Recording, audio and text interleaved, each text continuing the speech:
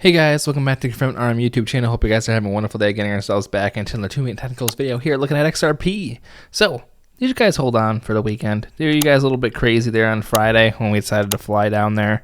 You know, we were talking about that same level, the breakout region we had there around that 58 level. As you can see, right there, and right there. Obviously, we also had a resistance there that we really wanted to hold, I guess, short term. You know, it was kind of like hey, this if it breaks through this, it's going to this. And we talked about that. We were talking about the inevitable fall and push downwards if it did wind up pushing through 60. It got down there to 58. And lo and behold, get the nice shot right back up. Remember, I said that on the daily that we might get wicks. Wicks happen. Someone make a shirt on that. Wicks happen. And got ourselves right back up, a violent retest right back on the 4 hour, and now we're right back above, shot right back up through that 786. Now holding on top of the 1 at the 71. Right now, 61. Now holding at 62. Not bad, right? nothing bad's going on here yet.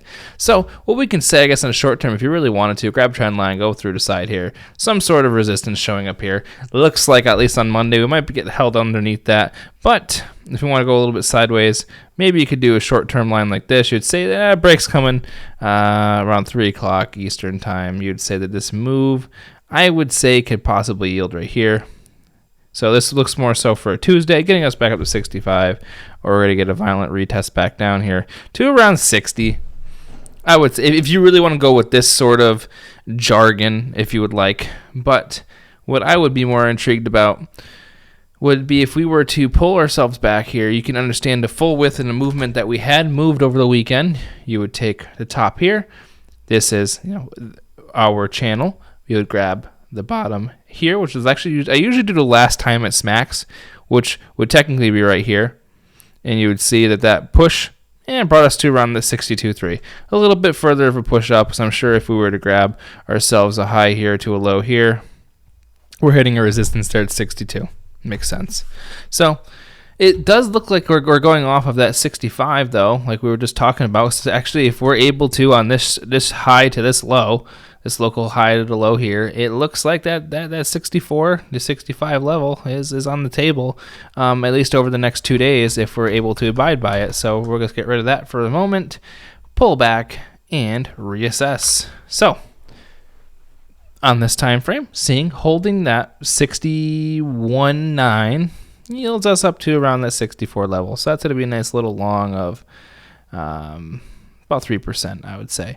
But we'll just see, because obviously we're going to come to a ceiling here around that 63. We're going to need to see how that reacts. But otherwise, I mean, it's not going to be a crazy resistance because it hasn't been really long term at all.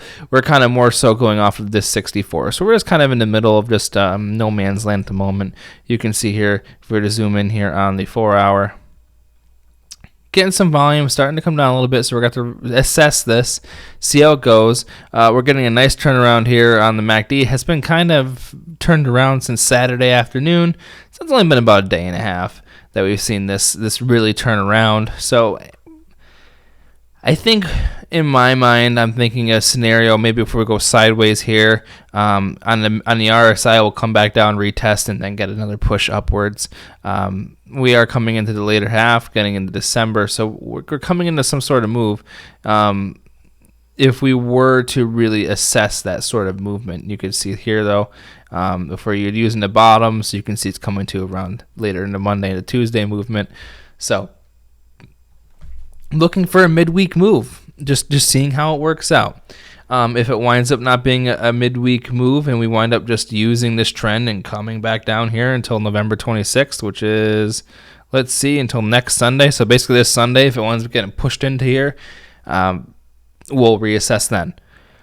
But otherwise, what I'm looking at, holding 61.9, possibly getting a retest back down there to 61.2, but holding this sort of, this upwards channel and getting a break to try getting here to 64 by, mid-Tuesday.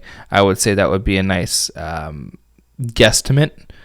But, if we start pushing through and losing support, we know that our thought process is going to be down there to 59. And then from there, because 59 seems to be a pretty good support.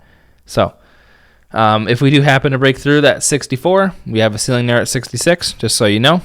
and then you have that next one being 67. Just so you have all these ideas, you have these points of interest to really hold on to. But you can see on the short term here, from the high to the low of this breakout, we're right above the 1. So typically, just getting back above that 1, we're going to be reaching for that 64, that 1618. So it's on the table. Nothing crazy. Bitcoin's pushing back up. We're at 37,254. We're in the middle of this parallel channel with Bitcoin. So if anything, if we actually break through the middle of this channel, I would expect it. We're going to be seeing Bitcoin sitting up here around like 30, I think 39.1. Yeah, I think so. 39,155. If it really wanted to push there, if we're actually able to close here and then send it up, I would say it'd be like this, a nice little wick, and then close it below here, and then probably repeat back and forth. But nothing crazy, just what this channel has looked like. But I think if we're able to get that push on Bitcoin, I would expect the same to follow for XRP, so we get another push up there too around that 70s. But just keep your head on a swivel. It's not complete rocket science, but it's just something to look out for and monitor. But I hope you guys are having a good morning, afternoon, evening, wherever you are. I appreciate every single one of you. Hope you guys are having wonderful days. And it's not financial advice. As always, I'm just a silly guy trying to do XRP technical analysis. I'll see you guys in the next one.